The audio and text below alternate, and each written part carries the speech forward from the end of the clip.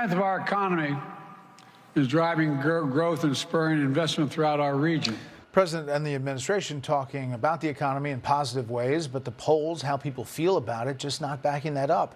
Our latest Fox poll has 78% of those polled saying the economy is only fair or poor. And if you do the hypothetical matchup versus the former president and the current president, the gains since October 2020, independents, black voters, Hispanic voters, suburban voters, men, this all is going to the former president, Donald Trump, at the current time.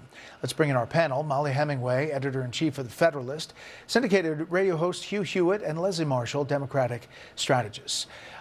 Molly, the White House continues to talk about the substance, the numbers, how great they are, and yet the disconnect continues to grow. Each poll continues to see this separation about what people are feeling at their kitchen table.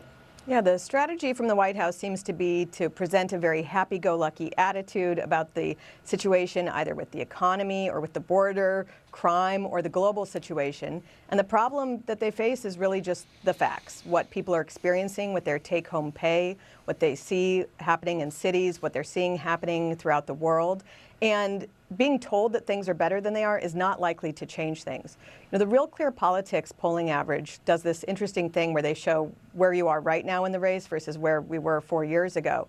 4 years ago, Joe Biden had pretty consistently very big leads, like 10-point leads, in an election that turned out to be very close. And right now he is, like Mark Penn was saying, he's behind President Trump. And that's a really dramatic shift from where we were 4 years ago of 11 points or more. So the White House has got to be concerned.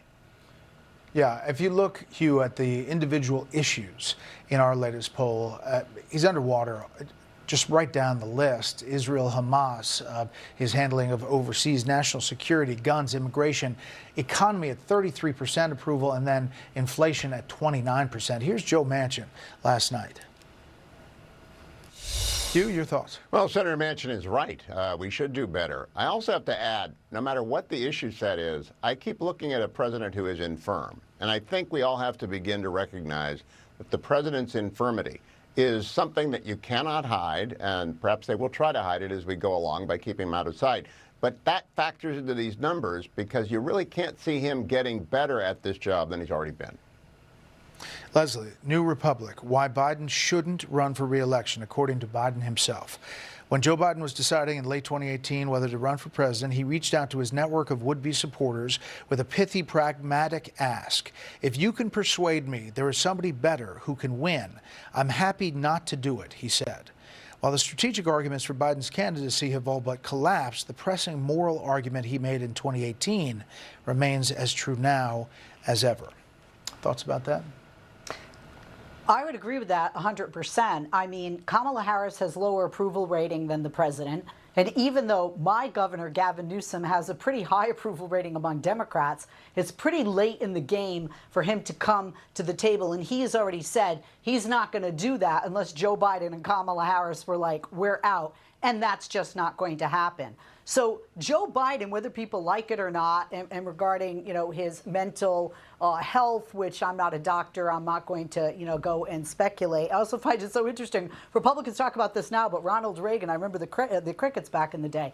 But when we look at Joe Biden, even though the numbers are bad, Brett, you got to look at the outcome of elections. The last election, with the exception of the mayoral position in New Hampshire, which went to a Republican, very strong for Democrats. The issue of abortion in both this and the midterm election, I'm not believing the polls. And to Molly's point, although I agree with some of what she said, to Molly's point, it has been election after election, especially general election cycle, that it gets very, very close the closer we get to the election date because our country is so divided, almost 50-50. Molly, on the list of all of those issues, Leslie is right that abortion, he is not upside down because Democrats have figured out a way electorally in these recent elections to do very well with that issue. But besides that, he is underwater. Well, he is underwater, but to what Leslie's saying too, there is an issue here for the Republican Party. They keep thinking that the fact that people don't like Democrat policies will be sufficient for them to have electoral gains. That's not actually true. They need to present a vision. They need to get things done with whatever limited power they have in Washington, D.C. And they absolutely need to make the case on abortion to explain that what the Dobbs ruling did was allow states to make their own policies on abortion, to return it to the people so they can decide, and that pointing out how Democrats across the board are very extreme on this, very outside of where the American public is, where they would like some protections for unborn children and their mothers, and that Democrats in Congress and in the Senate have voted for no protections of that kind. They need to say it, and if they don't say it, they can expect to have continued losses like they've had. Yeah, quickly, Hugh, a lot of focus on Iowa this weekend and the possible endorsement from Bob Vanderplaats and his group. But New Hampshire, the Washington Post Monmouth poll just out, Donald Trump at 46%, Nikki Haley moving up to 18%, and Chris Christie moves to third, Vivek Ramaswamy in fourth, Ron DeSantis in fifth in that poll. What are your thoughts? 3 tickets out of Iowa and 2 out of New Hampshire. The field has gotten smaller, but it hadn't consolidated yet against former President Trump. So I will wait and see what Mr. Vanderplaats does. He's probably the most influential activist in the United States who's not elected to anything, not elected to the RNC, not elected to office. But boy, he makes the weather in Iowa. So we'll have to watch that space closely. I think the White House might be corrupted by violence. Because how can we allow the siege that is taking place right now in Gaza? The protesters, we've seen all kinds of images. Remember the red paint, the vandalism on the White House with the handprints on the walls there, getting cleaned up over days. Then you have the protests outside the DNC headquarters. They got kind of chippy at times, back and forth with police officers. And then you've had vandalism at other offices, like Dan Goldman's office in New York, spray painted Free Palestine. Here is Slate. That's clearly kind of a left-leaning organization. The Squad is about to fight for its political life. The Squad has been vocal in its criticism of Israel's retaliatory assault on Gaza following the October 7th massacre of Israelis by Hamas. Close watchers now expect AIPAC to spend at least $100 million in Democratic primaries, largely trained on eliminating incumbent Squad members from their seats. And we're back with the panel. Hugh, they're worried about it and demanding protection. Well, I'm just a little bit stunned that Slate used the term retaliatory attack as opposed to they're fighting a war for survival over in Israel. And I believe the Squad is simply the canary in a coal mine of Democrats who are going to be turned out by their party, because it indeed is a pro-Israel party, as is the Republican Party, and the minority within it that is anti-Israel, they are going to be rebuffed at the polls. Okay, Leslie?